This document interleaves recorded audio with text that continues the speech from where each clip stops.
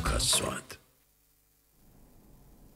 नमस्कार, स्वागत है आप सभी का के न्यूज़ में। मैं दुर्गेंद्र चौहान हूं।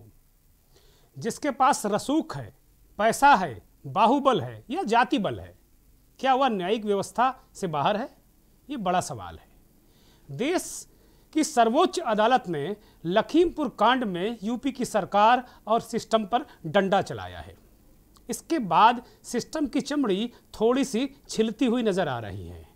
मंथन इसी पर, सुप्रीम डंडा जरूरी पार्ट 2।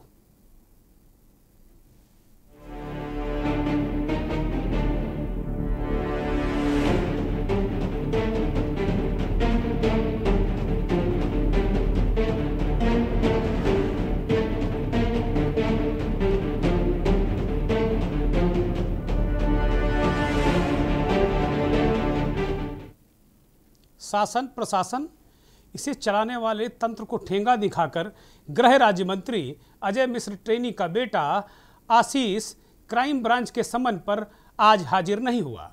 खबर यह है कि इस कांड के तूल पकड़ने के बाद आशीष और उसके दोस्त नेपाल भाग गए हैं। हालांकि इसकी आधिकारिक पुष्टि नहीं है। ये आरोप अखिलेश यादव समाजवादी पार्टी के मुखिया उन्होंने भी लगाए। सुप्रीम कोर्ट की फटकार के बाद लखीमपुर की क्राइम ब्रांच ने आज फिर गृह राज्य मंत्री के पैतृक आवास लखीमपुर पर एक नोटिस चस्पा कर दिया है। सुबह सुनवाई थी सुप्रीम कोर्ट में और सुप्रीम कोर्ट ने खरी खरी बातें कही। सुप्रीम कोर्ट ने साफ तौर पर उत्तर प्रदेश के डीजीपी को आड़े हाथों लिया। हमें डीजीपी तो कहीं दिखे नहीं पूरे सिनेरियो में। एक मूंछों वाले अफसर पुलिस की अगुवाई और रहनुमाई करते नजर आए, डीजीपी कहीं नहीं दिखे, लेकिन गर्दन फंस गई उनकी। सुप्रीम कोर्ट ने फटकार लगाई। ये मूंछों वाले अफसर जो दिख रहे हैं ये लगातार डीजी की भूमिका में नजर आए, लेकिन ये साहब बिल्कुल नहीं दिखे। डीजीपी मुकुल गोयल साहब कहीं नहीं दिखे।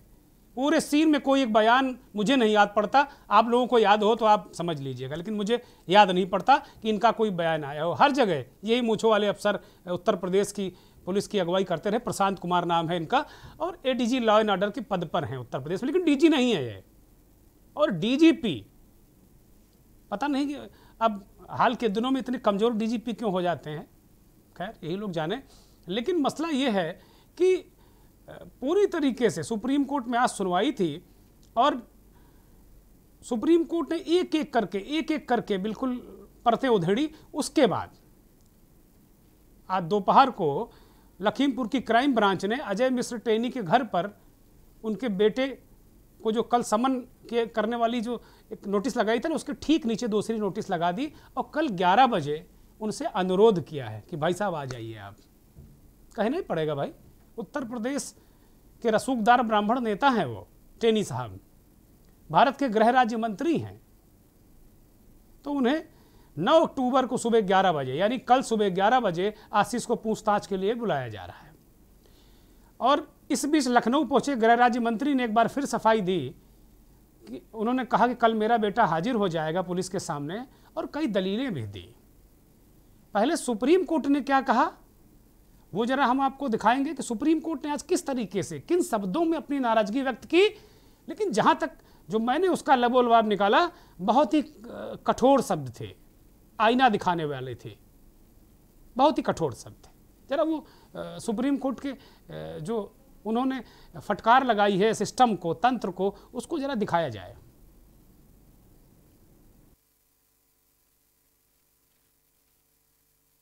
पूछें कि क्या आप देश की किसी और व्यवस्था या मर्डर केस में आरोपी में इस तरह से होता है? कल मंथन में इस बात को हमने उठाया था। उन्होंने सुप्रीम कोर्ट ने कहा कि हत्या आरोपी को अब तक क्यों नहीं गिरफ्तार किया गया, दूसरा सवाल सुप्रीम कोर्ट ने किया है। और तीसरा सवाल सुप्रीम कोर्ट ने किया है कि ऐसा करके देश को क्या मैसेज देना चाहते हैं आप, ये भी एक सवाल किया गया है। मतलब कुल मिलाकर ये सवाल बहुत महत्वपूर्ण है। कल जो सबसे अहम सवाल, डीजीपी को निर्देश दिए हैं कि सबूतों से छेड़छाड़ ना की जाए। सुप्रीम कोर्ट ने यह भी कहा है उत्तर प्रदेश के डीजीपी को। सुप्रीम कोर्ट ने दो टूक कहा कि 302 के आरोप में यह नहीं होता कि प्लीज आ जाएं। अगर जिन लोगों ने कल मंथन का जो कल का एपिसोड देखा होगा तो अक्षरशः जो बातें सुप्रीम कोर्ट ने आज कही हैं, फटकार लगाई है, ये यूं कहें कि उत्तर प्रदेश के सिस्टम को फटकार लगाई है और उसे जलील किया है सिस्टम को। वो सारी बातें हमने कल मंथन में और के न्यूज़ ने बेहद जिम्मेदार चैनल होने के नाते के न्यूज़ ने और हमने मंथन में सारे बिंदु उठाए थे कि भाई क्या कभी इस तरह होता है कि कोई हत्या का आरोपी, उसको कहा जाता है भाई साहब आप आ जाइए। सुप्रीम कोर्ट ने प्लीज शब्द उपयोग किया, हमने भाई साहब कहा था कि भाई साहब आ जाइए। इसी तरीके से ये भी हमने सवाल उठाया था कि क्या आम कोई अगर आरोपी होता है तो पुलिस उससे इसी तरह अनुरोध करती है, उसे कम से कम समन करती है? क्या इस तरह की चीजें होती हैं क्या? मतलब क्या ऐसा होता है क्या कभी? मुझे तो नहीं लगता कि ऐसा कभी होता हो। वो सारे सवाल बिल्कुल सुप्रीम कोर्ट ने उठाया। राज्य सरकार ने जो अब तक कदम उठाए हैं उनसे भी सुप्रीम कोर्ट बिल्कुल संतुष्ट नहीं है। लेकिन जो पहला ही सवाल उठाया है वो कह दिया कि भाई ऐसा कहीं होता है? ये कौन सा सिस्टम है? हत्या के आरोपी, एक जो मास किलिंग है उसके आरोपी, 4 लोगों की हत्याएं, 5 लोगों की हत्याएं, 8 लोगों की हत्याएं, उस पूरे प्रकरण में क्या ऐसा होता है कभी? जो उन्होंने सुप्रीम कोर्ट ने यह भी कहा कि क्या आप देश में किसी और मर्डर केस में इस तरीके का ट्रीटमेंट हत्या के आरोपी को देते हैं क्या? ये सबसे पहला सवाल था हमारा कल मंथन में, सबसे पहला सवाल था। तो आज जो कल हमने मंथन में, शायद मैं फिर एक बार कह रहा हूं कि देश में के न्यूज कल भी ये मुद्दे उठाने वाला पहला ही चैनल है। मैंने नहीं देखा किसी को ये मुद्दे उठाते हुए, इस तरह मुद्दे उठाते हुए। पहला चैनल है के न्यूज और शायद आखिरी चैनल है। कल की बात करें हम, आज तो सभी, जब सुप्रीम कोर्ट ने सारे सवाल उठा दिए, सरकार की धागे खोल दिए बिल्कुल एक तरीके से, शुद्ध भाषा में कहिए, तो वो सारी बातें बताई। लेकिन एक और सवाल किया गया कि भाई अब तक गिरफ्तार क्यों नहीं किया गया? 2 अक्टूबर की घटना है, आज 8 अक्टूबर हो गया, आपने गिरफ्तार क्यों नहीं किया? बहुत बड़ा सवाल उठाया है। ये सारे सवाल बहुत ज्वलंत हैं, बहुत महत्वपूर्ण हैं। कल के मंथन पर जरा एक गौर कीजिए तो आपको ये नहीं लगेगा कि भाई ये व्यक्ति जबानी जमा खर्च कर रहा है। देखिए जरा, दिलचस्प बात यह है कि हत्या का आरोपी मंत्री का बेटा अजय मिश्र टेनी, उनका बेटा आशीष मिश्र मोनू हत्या का आरोपी है। 302 की एफआईआर है, 304 की एफआईआर है। उस व्यक्ति को समन करके नोटिस देके ससम्मान बुलाया जा रहा है कि आप आइए जब बयान दीजिए। अद्भुत है मामला। एक आम आदमी के खिलाफ छोटा सा मुकदमा लिख जाता है, पुलिस कॉलर पकड़कर घसीट कर लाती है उसे, और इसमें सम्मान पूर्वक सम्मन दिया जा रहा है, समन किया जा रहा है। आईजी महोदय बताती, वो तस्वीरें उनके घर में चस्पा किया गया है। ये गृह राज्य मंत्री का पैतृक आवास है, वहां चस्पा किया गया और कहा गया कि भाई साहब आप कल सुबह 10 बजे आ जाइए पुलिस के सामने, आपसे कुछ पूछताछ करनी। वाह, मतलब खास लोगों के लिए अलग सिस्टम और आम लोगों के लिए अलग सिस्टम। यही चीजें सरकारों को, सिस्टम को, व्यवस्था को कटघरे में खड़ा करती है। सुना आपने, हम कोई फर्जी वाहवाही करते नहीं हैं, ना अपनी ना अपने चैनल की। ये जो भी है प्रत्यक्षम किम प्रमाणम, साफ। जो मुद्दे, एक एक मुद्दा हूबहू अगर आप देख लें, यूट्यूब पर पड़ा हुआ है मंथन का ये कल का एपिसोड, आप देख लीजिएगा बड़े आराम से, तसल्ली से कि हमने अपनी जिम्मेदारी निभाई है या नहीं निभाई। पूरे एक एक बिंदु उठा दिए थे और आज एक एक बिंदु माननीय सुप्रीम कोर्ट ने उठा दिया और उत्तर प्रदेश सरकार से पूछा है, तमाम तरीके के सवाल पूछे हैं। शायद इसीलिए हड़बड़ी है और उम्मीद है, मुझे पूरा यकीन है कि अब चूंकि सिस्टम की गर्दन फंसती नजर आ रही है, अफसरों की गर्दन फंसती नजर आ रही है, तो मुझे लगता है कि कल, जैसा कि अजय मिश्र टेनी ने अपने बयान में भी कहा है कि उनका बेटा कल हाजिर हो जाएगा, आएगा कल क्राइम ब्रांच के सामने आएगा। लेकिन दिलचस्प देखना यह होगा कि क्या अजय मिश्र टेनी के बेटे को हिरासत में पुलिस रखती है या पूछताछ के बाद फिर जाने देती है? क्या कल उनकी गिरफ्तारी होती है? क्या उसकी गिरफ्तारी होती है या फिर समन करके पूछताछ करके फिर उनको एक रास्ता दे दिया जाता है? मुझे इसकी उम्मीद कम लगती है, क्योंकि अब सुप्रीम कोर्ट में इतनी फजीहत हो चुकी है और कोर्ट का जो रुख है वो बहुत सख्त है, जहाँ तक हम समझते हैं, जहाँ तक हम बहुत विधि विशेषज्ञ नहीं हैं। हमारे साथ अभी थोड़ी देर में रिटायर्ड जज नकवी साहब और सुप्रीम कोर्ट के वकील भी जुड़ेंगे। मुझे लगता है हमारे सहयोगी कर हैं, जुड़ गए हैं हमारे दोनों मेहमान, अभी उनसे भी बात करें। लेकिन पहले गृह राज्य मंत्री को सुन लेते हैं, जरा बेटे के बारे में वो क्या कह रहे हैं, क्या फरमा रहे हैं। लखनऊ पहुंचे थे सुबह और बाकायदे उन्होंने आज भारतीय जनता पार्टी का जो अवध प्रांत का सम्मेलन था उसमें भी हिस्सा लिया है। तो गजब है, जो व्यक्ति, जो जिसका परिवार, जिसका बेटा मोस्ट वांटेड हो, बाकायदे वो सामान्य काम काज कर रहा है, संगठन और सरकार में अपनी भूमिका अदा कर रहा है। तमाम विपक्षी दल, चाहे प्रियंका गांधी हो, वो चाहे अखिलेश यादव हो, चाहे संजय सिंह हो, सब कह रहे हैं कि भाई निष्पक्ष जांच कैसे होगी, जब पिता ही कुर्सी पर बैठा हुआ है, निष्पक्ष जांच कैसे होगी। किसी की हिम्मत है। ये बात हो रही थी, किसान नेता चौधरी राकेश टिकैत ने इस बात को कहा था कि गृह राज्य मंत्री के खिलाफ भी एफआईआर होगी, नहीं हुई। चौधरी साहब सर पटक कर रह जाएं, नहीं होगी, एफआईआर नहीं होगी। सुनिए जरा गृह राज्य मंत्री को। पूछताछ के लिए हाजिर होंगे ना, तो आप तो ऐसे बता रहे हो जैसे कोई बहुत बड़े अपराधी हो। आरोप किसी लिए लगाए हैं वो गलत आरोप हैं। हमारे पास पूरे साक्ष्य हैं, ना तो वो घटना स्थल पर थे, ना वहाँ पर उपस्थित रहे। कार्यक्रम स्थल 4 किलोमीटर दूर है, वहाँ पर पूरी तरह से मौजूद रहे। वीडियो, फोटो, हजारों की भीड़ उस कार्यक्रम में मौजूद थी। सीडीआर की हमारे पास रिपोर्ट है। इस तरह से पूरी व्यवस्था है और जांच की मांग हमने स्वयं की है। ये सरकार वैसी सरकार नहीं है, चाहे कोई भी हो, कितना भी रसूख का हो, प्रभावी तरह से हमारी पूरी तरह से जांच होगी और जो दोषी होंगे उनके विरुद्ध कार्रवाई। लीजिए साहब, मंत्री जी खुद ही जांच अधिकारी बन गए। अब जो रिटायर्ड जज साहब हैं श्रीवास्तव, जो उनकी जरूरत है नहीं, सीडीआर भी निकाल लिए, विजुअल्स भी वो दंगल के निकाल लिए, पूरी पेशबंदी में लगे हैं मंत्री जी। यही बात तो कह रहे हैं प्रियंका गांधी और अखिलेश यादव कि भाई इनको हटाओ, ये रहते हुए ये सबूतों से छेड़छाड़ करेंगे। और सुप्रीम कोर्ट ने आज साफ तौर पे कह दिया है उत्तर प्रदेश के डीजीपी को, सबूतों से छेड़छाड़ हुई तो ठीक नहीं होगा। लेकिन जिस हिसाब से परिस्थितियां हैं, सबूतों से छेड़छाड़ तो होगी, की जा रही है। देखिए किस तरीके से चीजें घुमाई जा रही हैं। ये सत्य बात है कि अगर किसी के बेटे, किसी के भाई या स्वयं पर आरोप लगे, टेनी जी पर भी आरोप हैं, गंभीर आरोप हैं कि उन्होंने भड़काया, उकसाया लोगों को। और ये हम नहीं कह रहे हैं, उत्तर प्रदेश के बहुत सारे लोग इस बात को कह रहे हैं कि उन्होंने भड़काया और इस वजह से इतना बड़ा कांड हो गया। पूरी मतलब अजीब स्थितियां हैं। एक ये भी बातें कही गई, ये भी तमाम विपक्षी दलों ने मांग उठाई, प्रियंका गांधी ने भी उठाई और सारे विपक्ष ने एक स्वर में मांग उठाई कि भाई इस पूरे प्रकरण की सुप्रीम कोर्ट की निगरानी में जांच होनी चाहिए, पूरी सुप्रीम कोर्ट की निगरानी में इनकी जांच होनी चाहिए। ये बात आज एकमुश्त एक साथ विपक्ष ने इन सारी बातों को रखा है, जोरदारी के साथ में रखा है विपक्ष ने।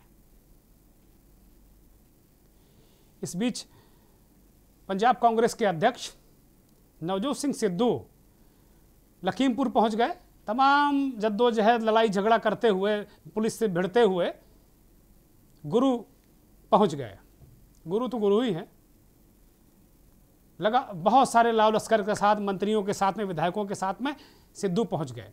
कांग्रेस ने चौतरफा घेराबंदी की है सरकार की, इसमें कहीं कोई संदेह नहीं। प्रियंका गांधी आते हैं, राहुल गांधी आते हैं, राजस्थान से पायलट साहब चले आते हैं, हरियाणा से जो प्रदेश कांग्रेस के अध्यक्ष हैं शैलजा जी, वो सहारनपुर तक चली आती हैं, शामली तक चली आती। सिद्धू साहब सहारनपुर में जद्दोजहद करके लखीमपुर पहुंच जाते हैं। चन्नी साहब आते हैं, हरीश रावत उत्तराखंड से चले आते हैं। एक चौतरफा आक्रमण, एक मजबूत विपक्ष के रूप में कांग्रेस ने अपना काम यहां किया है या करते नजर आए। सिद्धू, ये जो दृश्य आप देख रहे हैं, ये पत्रकार, निर्दोष बेचारा मारा गया पत्रकार रमन कश्यप, उनके घर की तस्वीरें हैं। सिद्धू ने मौन व्रत धारण कर लिया, मौन उपवास कर रहे हैं, बोल किसी से नहीं रहे हैं। अब आप कहेंगे कि भाई कहे सरदार जी क्यों उपवास कर रहे हैं, क्यों बैठे हुए हैं, वो भी पत्रकार के घर में? बड़ा अहम मुद्दा है। सिद्धू कह रहे हैं कि जब तक मंत्री के बेटे की गिरफ्तारी नहीं होगी, मौन उपवास जारी रहेगा, यही हटेंगे नहीं, पत्रकार के घर से यहीं पे धरना चलेगा। लेटे हुए, बीच बीच में उनकी तबीयत बिगड़ गई तो वो लेट गए, बोल किसी से नहीं रहे। सारा प्रशासन, पुलिस के लोग मतलब एक पैर पे खड़े हैं। सिद्धू साहब जो को एक दो जवाब देते हैं वो भी लिख कर दे देते हैं, मुंह से तो बोल ही नहीं रहे क्योंकि मौन व्रत है भाई। ये तस्वीरें हैं। और ऐसे में पता नहीं कौन सा हट है भाई। अगर टेनी जी बहुत साफ सुथरे अच्छे आदमी, सीधे आदमी हैं, उनके बेटे उनके परिवार ने ये कांड नहीं किया है, तो इस्तीफा ले लीजिए उनसे ना, फिर बना दीजिएगा। शपथ ही तो दिलानी है, विशेषाधिकार है आपका। इस्तीफा लीजिए, कांड की जांच हो जाए, उसके बाद आप फिर शपथ दिला दीजिएगा। उसमें कौन सी दिक्कत, कौन रोक रहा है आपको? सरकार आपकी, पार्टी आपकी, बहुमत आपका, कौन रोक रहा है आपको? उनको क्यों नहीं मंत्री बना देंगे आप? बहुत सारे सवाल हैं, लेकिन बड़े ज्वलंत सवाल हैं। सुप्रीम कोर्ट के रुख, लीगल स्थिति क्या है, इन सब तमाम बिंदुओं पर बहुत गहराई से अपने दर्शकों को जानकारी देने के लिए हमने कोशिश की है। रिटायर्ड जज और कानून के मर्मज्ञ बीडी नकवी साहब हमारे साथ जुड़ गए हैं। नकवी साहब, बहुत बहुत स्वागत है के न्यूज़ में आपका। बहुत दुखद दृश्य दिख रहे हैं पिछले 2 अक्टूबर के बाद से। बहुत ही जगह जगह ये तरह तरह की स्थितियां दिख रही हैं, तरह तरह के वीडियो आ रहे हैं लखीमपुर कांड में। और उसके बाद सबसे बड़ा सवाल है कि क्या कोई सिस्टम काम कर रहा है? क्या कोई सिस्टम है? अगर सिस्टम है तो फिर सुप्रीम कोर्ट को सीधे क्यों इसमें दखल देना पड़ रहा? नकवी साहब।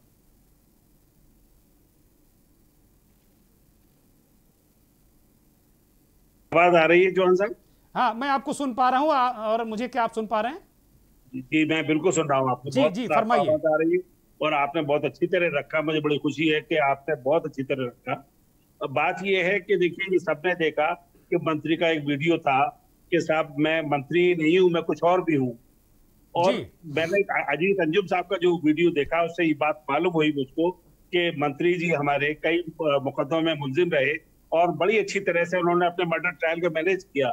जो जज रिटायर होने वाला था 30 जून को, उसने 29 जून को उनको एक्विटल कर दिया। मैं मांग करूंगा ऑनरेबल सुप्रीम कोर्ट से कि उस जज की भी इंक्वायरी होनी चाहिए जिसने इनका एक्विटल किया।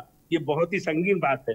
हमारे मंत्री जी मुलजिम के फादर कई मैटर्स में मुलजिम हैं। ये बहुत ही अफसोसनाक बात है। हम तारीख के बदतरीन दौर से गुजर रहे हैं जहां पर पूरी व्यवस्था ध्वस्त हो गई है, पूरा सिस्टम फेल हो गया है। कॉन्स्टिट्यूशन का लगता है कि बिल्कुल जैसे उसके अंदर रूह निकाल ली गई हो इन लोगों ने। तो ये बहुत ही अफसोसनाक है। मुझे बड़ी खुशी है सुप्रीम कोर्ट ने नोटिस लिया और सुप्रीम कोर्ट ने ये कहा कि अरे भाई, मर्डर के मुलजिम को क्या आप बुलाते हैं? जो आपने कहा इस बात को, ये इसलिए अब मुझे लगता है कि ऑनरेबल सुप्रीम कोर्ट पूरी तरह मॉनिटर करेगा। अब मुलजिम का बचना मुश्किल है। हजारों लोगों ने देखा, हजारों लोगों ने उसको देखा कि उसने ही गाड़ी चढ़ाई।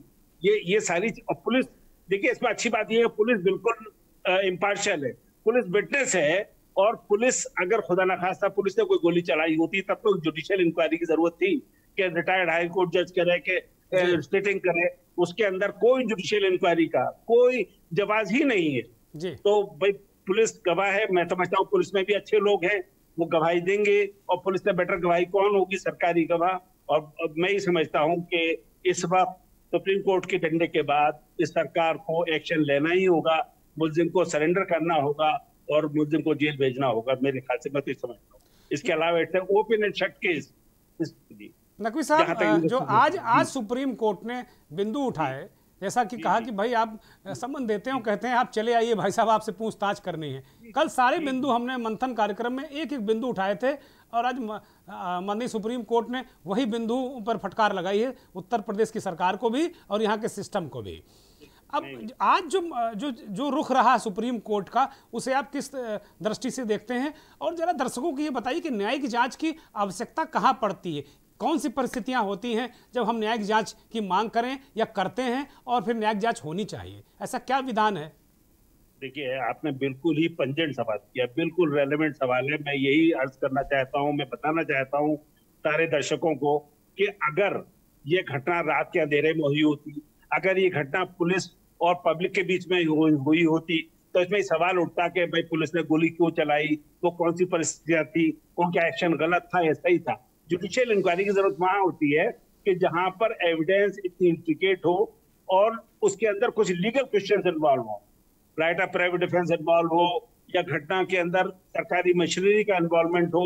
यहाँ पर सीधा सीधा एक पार्टी के कुछ लोगों ने किसानों पर गाड़ी चढ़ाई बड़ी अफसोस की बात यह है कि अखबारों ने, जैसे कि दैनिक जागरण ने रिपोर्ट कर दिया कि किसानों को उपद्रव जो है उन्होंने हंगामा किया। तो इस तरह की जो रिपोर्टिंग है, देखिए हमारा देश क्रोनी कैपिटलिज्म के दौर से गुजर रहा है। जी हमारा मुल्क बेस्ट एग्जाम्पल है जहां पर पॉलिटिकल एग्जीक्यूटिव का बिजनेसमैन से गठजोड़ हो चुका है। तो जी। प्रॉब्लम यह है कि आप जैसे पत्रकार भी बहुत कम, ऐसी आवाजें भी बहुत कम, लेकिन जनरली जो है इन्होंने खरीद रखे कारपोरेट हाउसेज ने, जी। तो वहां से कोई आवाज उठाई नहीं जाती सरकार के खिलाफ। जी बहरहाल जनता जागरूक है और मैं समझता हूं कि जनता कुछ अपनी जिम्मेदारी समझनी होगी और पूरी तरह से हमें कॉन्स्टिट्यूशन का रखवाला अवाम को ही बनना पड़ेगा। सुप्रीम कोर्ट इसलिए आगे आया क्योंकि वो गार्जियन है, कॉन्स्टिट्यूशन का गार्जियन है। उसकी जिम्मेदारी है कि जब एडमिनिस्ट्रेटिव फेलियर हो जाए, जब सिस्टम का फेलियर हो जाए, तो उनकी जिम्मेदारी है कि वो कॉन्स्टिट्यूशन की रखवाली करें। और इसीलिए ऑनरेबल सुप्रीम कोर्ट ने फैसला लिया। ये वेलकम स्टेप है, बहुत ही अच्छा स्टेप है और मैं समझता हूं कि उनके इंटरफेरेंस के बाद सच सामने आ जाएगा। जी नकवी साहब, हमारे साथ आप बने रहिए। नवजोत सिंह सिद्धू जो मौन उपवास कर रहे थे, रमन कश्यप जो हमारे पत्रकार साथी नहीं रहे, उनको मार दिया गया। उनके घर से बाहर निकलकर नवजोत सिद्धू ने क्या कहा, जरा वो बयान हम सुनाना चाहेंगे। आज अगर आप किसान आंदोलन को देखेंगे तो विश्वास उठ गया है इस सिस्टम से, किसान भाइयों का भी विश्वास उठ गया है।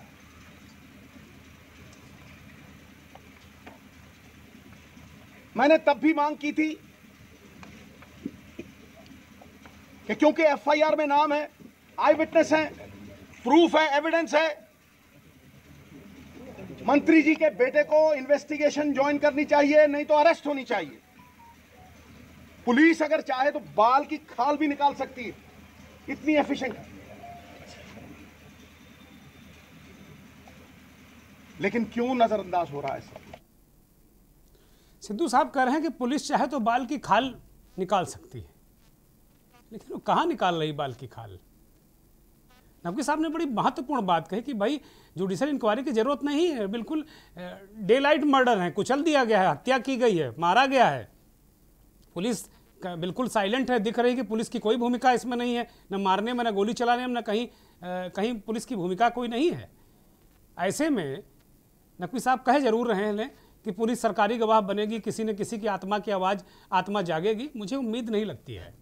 नकवी साहब से एक आखिरी सवाल कर लेते हैं कि नकवी साहब, क्या आपको उम्मीद लगती है कि जब गृह राज्य मंत्री पद पर हों, अभी तक इस्तीफा ना नैतिक आधार पर दिए हैं और ना उन्हें हटाया गया है, जबकि पूरा देश के तमाम एक बहुत बड़ा एक वर्ग है जो उनके इस्तीफे की मांग कर रहा है, चाहे विपक्ष हो, चाहे जो एक्टिविस्ट हो, सब मांग कर रहे हैं। ऐसे में क्या पुलिस को अपनी भूमिका से न्याय करने की आपको उम्मीद है? और अगर कल उनकी गिरफ्तारी नहीं होती तो क्या माननीय सुप्रीम कोर्ट जो 20 तारीख को सुनवाई है उसमें कोई सख्त एक्शन ले सकते हैं? जी, पुलिस के, क्योंकि एक आध पुलिसमैन ने टीवी पर ही बयान दिया कि उसने देखा मंत्री के लड़के को, इसलिए मुझे उम्मीद बनी। वैसे तो जाहिर है इस सिस्टम में आप उम्मीद किस तरह करेंगे, लेकिन मैं ये मानता हूं कि कुछ लोग हर फोर्स में, हर जगह, हर सिस्टम में अच्छे होते हैं। मैं 30 साल जज रहा हूं, तो मैंने देखा है कि देखिए पुलिस के बगैर जो हमारा जुडिशियल सिस्टम का बेसिस है वो तो पुलिस पर ही है ना। पुलिस सिस्टम उसका पार्ट है और उसके अंदर कुछ लोग खराब हैं, काफी लोग खराब हैं। इसके बारे में प्रकाश सिंह की एक रिपोर्ट है, ऑनरेबल सुप्रीम कोर्ट ने ये कहा था कि उसको लागू करो, प्रकाश सिंह रिपोर्ट को, और ताकि ये पुलिस जो है हमारी वो पॉलिटिशियन के क्लचेस से आजाद हो सके।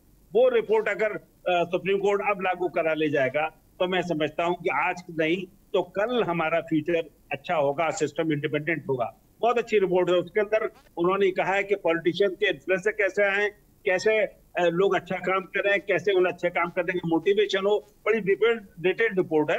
किस दिन आप उसी रिपोर्ट पे प्रोग्राम रखिए तो उससे कम से कम लोगों को मालूम होगा। अवश्य बहुत अच्छा सुझाव दिया नकवी साहब ने, बहुत शानदार सुझाव दिया और बड़ी उम्मीद भरी बात की कि अगर ये रिपोर्ट लागू होगी तो कुछ सुधार होगा। ऑनरेबल सुप्रीम कोर्ट मुझे लगता है कि इस तरफ भी ध्यान देगा। और एक बहुत अहम बात है, एक अहम सवाल है कि क्या जब सिस्टम फेल हो जाएगा या फेल कर दिया जाएगा या वो अपनी जिम्मेदारी नहीं समझेगा तो क्या वास्तव में हर बार सुप्रीम कोर्ट को, हाई कोर्ट को, आम आदमी को न्याय दिलाने के आना पड़ेगा? ये बड़ा सवाल है। नकवी साहब, बहुत बहुत शुक्रिया, आपने बड़ा कीमती वक्त हमें दिया, बहुत धन्यवाद आपका। एक ब्रेक पर हम जाएंगे और ब्रेक से लौटेंगे तो चलते चलते आपको दिखाएंगे।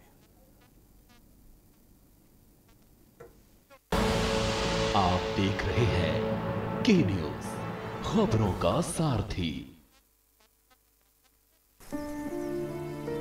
हम सभी जानते हैं कि दिल्ली और उसके आसपास के इलाकों में हर साल अक्टूबर नवंबर के महीनों में पराली के धुएं से प्रदूषण बढ़ जाता है।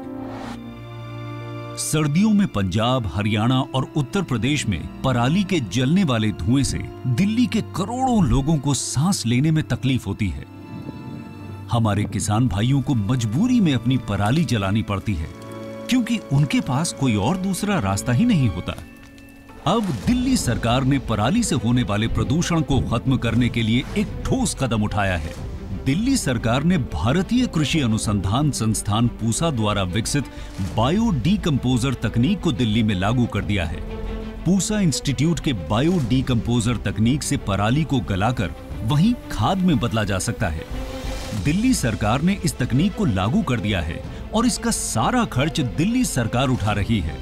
और जब खेत में ही उस पराली का खाद बन जाएगा तो वो जमीन की उर्वरता भी बढ़ाएगा, मतलब किसानों की अगली फसल भी बढ़िया होगी।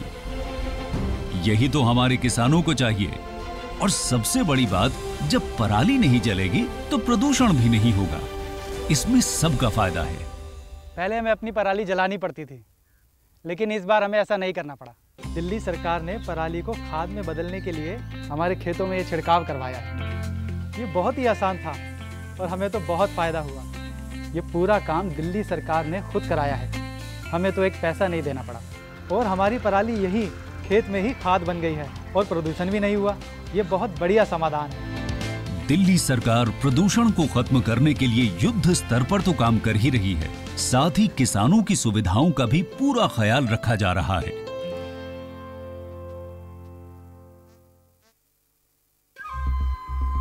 सुपुत्र मेडिटेशन गुरु बेहद नेक और पिताश्री थोड़े रंगीले, थोड़े दिल फेंक। दोनों के अलग हैं रंग, पर दोनों का एक अनोखा स्वाद।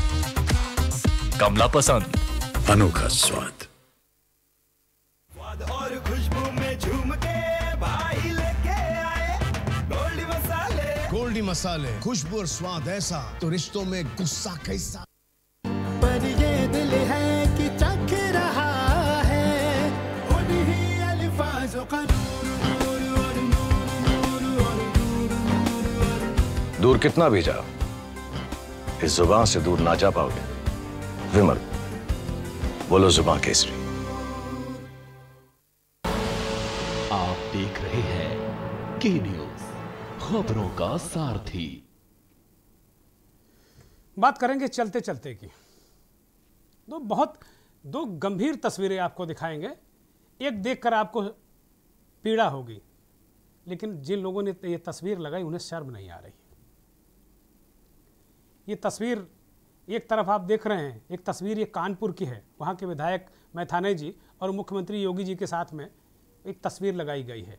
ये कानपुर के दबौली इलाका है वहाँ का। वहाँ के सरकारी अस्पताल के बाहर अभी भी ये तस्वीर लगी है। तमाम वहाँ इलाके के छोटे बड़े नेता हैं। मुख्यमंत्री को भी इसमें लपेट लिया है इन नेताओं ने। इनकी महिमा अद्भुत है। ये जो होर्डिंग लगाई गई, इसमें इनकी बहबूदी ये है कि ये जो मनीष गुप्ता का गोरखपुर में पुलिस के हाथों मर्डर हुआ, हत्या पीट कर दी पुलिस वालों ने, उसके परिवार को मुख्यमंत्री ने बेहद संवेदनशील निर्णय लेते हुए उनके परिवार को मुआवजा दिया 40 लाख रुपया और उनकी पत्नी को नौकरी दी। इसको भी भुना लिया भाजपाइयों ने। गजब है। मतलब दूसरों को कहते हैं कि भाई मौत पर रोटी मत सेको, और खुद तो पूरा तंदूर लगा दिया मौत पे। दूसरे को कहते हैं कि भाई रोटी मत सेको, और खुद तंदूर लगा दिया है। देखिए तस्वीरें। हमारे सहयोगी सौरभ बता रहे थे कि भाई बर्रा एक इलाका है, वहाँ की होर्डिंग तो लग गई है, हट गई है। कुछ लोगों ने जलालत की, लानत जलालत की, वो हट गई। लेकिन दबौली अस्पताल से, दबौली का सरकारी अस्पताल है, वहाँ होर्डिंग अभी भी लगी हुई है। विपक्ष को कहते हैं कि भाई आप इसमें रोटी मत सेको, उसमें भी रोटी मत सेको, लखीमपुर में भी रोटी सेकने से मना कर रहे हैं। और यहाँ कानपुर की घटना, जो गोरखपुर की घटना हुई, वो भी उस पर भी कह रहे हैं भाई विपक्ष रोटी सेक रहा है, मौतों पर राजनीति नहीं होनी चाहिए। बहुत सैद्धांतिक बात है, सहमत है हम इस बात से। लेकिन भैया आपने क्यों तंदूर लगा दिया पूरा राजनीति का? मनीष गुप्ता की लाश पर ये राजनीति का तंदूर क्यों?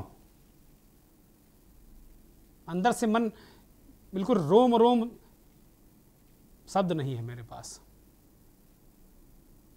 मैं बहुत आक्रोशित हूं और हमारे जैसे तमाम लोग जिनके अंदर थोड़ी भी संवेदना है वो आक्रोशित है। एक और तस्वीर सीतापुर की दिखाएं। ये दूसरी तस्वीर सीतापुर की है। सीतापुर में होर्डिंग लगाए गए हैं। विपक्ष तमाम विपक्ष के तमाम नेता लखीमपुर जा रहे हैं, कांग्रेस के भी नेता तमाम लखीमपुर जा रहे हैं। जो पीड़ित हैं उनको न्याय दिलाने की बात हो नहीं रही। मंत्री का बेटा खुला घूम रहा है। खुला शब्द किन के लिए यूज किया जाता है, प्रयोग किया जाता है, आप समझ सकते हैं। मैं उन शब्दों का प्रयोग नहीं करूंगा। बिल्कुल अन्ना घूम रहा है, अभी तक पकड़ा नहीं गया। विपक्ष अगर पीड़ितों के आंसू पूछने जाता है तो आप उसका इतिहास याद दिलाएंगे। आप कहेंगे कि 1984 में कांग्रेस ने सिखों का नरसंहार कराया था। कांग्रेस के नेता कई बार माफी मांग चुके हैं कि उनसे गलती हुई है, लेकिन हर संवेदनशील अवसर पर आप लेकर आ जाएंगे इसको। जिसने भी होर्डिंग लगाई, मुझे नहीं पता वो कौन लोग हैं। हमारे रिपोर्टर ने बताया कि कुछ भाजपा के समर्थक हैं, हो सकते हैं धरे रहें, अपने घर में बने रहें समर्थक, लेकिन ऐसे संवेदनशील मौके पर क्या इस तरह की होर्डिंग लगाई जानी चाहिए? क्या ऐसा होना चाहिए? अगर 1984 में मरने वाले सिख थे तो लखीमपुर में मरने वाले सिख ही हैं। अगर कांग्रेस ने सिखों का नरसंहार कराया है तो आपके मंत्री के बेटे ने यहां सिखों को कुचल कर मारा है। ना आप कम हैं ना वो कम थे। यह भी संघार है। इसे संघार पता नहीं क्यों आप नहीं कह रहे हैं, लेकिन ये संघार है। ये भी संघार है। वो बहुत बड़े लेवल पर था, ये थोड़ा छोटे लेवल पर है, लेकिन संघार तो है। तो ये गलत बात है, बहुत गंभीर मसला है। सीतापुर के प्रशासन को और उत्तर प्रदेश के शासन प्रशासन को इसे संज्ञान में लेना चाहिए कि इस तरह की विवादित होर्डिंग नहीं लगनी चाहिए। इससे एक बार फिर हिंदू और सिखों के बीच चिंगारी भड़क सकती है। मैं आगाह कर रहा हूं, और ये मैं नहीं कह रहा हूं, वहां के किसान नेता इस बात को कह रहे हैं कि भाई जिन लोगों ने होर्डिंग लगवाई है वो हिंदू और सिखों के बीच सौहार्द नहीं चाहते, वो सौहार्द के दुश्मन हैं। आज चलते चलते में अमूमन चलते चलते सेगमेंट में हम कुछ लाइट मूड की चीज़ों को लेते हैं, लेकिन जब से ये लखीमपुर कांड हुआ है 2 अक्टूबर से अब तक, तब तक मन बहुत अशांत है तब से। और रोज हम इसी गंभीर विषय को, लगभग हर दिन हमने शायद इसी गंभीर विषय को उठाया है। और जब तक इन पीड़ितों को न्याय नहीं मिल जाएगा, इस गंभीर विषय पर बने रहेंगे, निश्चित तौर पर हम बने रहेंगे। और मंथन में हम जनता की आवाज बने रहेंगे, जनता की पैरोकारी करते रहेंगे, आम जनों की पैरोकारी हम करते रहेंगे, क्योंकि मंथन आम लोगों का कार्यक्रम है। ये आम लोगों का कार्यक्रम, ये के न्यूज़ का कार्यक्रम है, आम लोगों का कार्यक्रम है, आपका कार्यक्रम है। आपके पास भी अगर कोई पीड़ा है, कोई समस्या है, तो हमें लिखकर भेजिए, हम उसे भी मंथन में शामिल करेंगे। बहुत बहुत धन्यवाद, नमस्कार। इस कार्यक्रम के प्रायोजक करता है कमला पसंद, अनोखा स्वाद।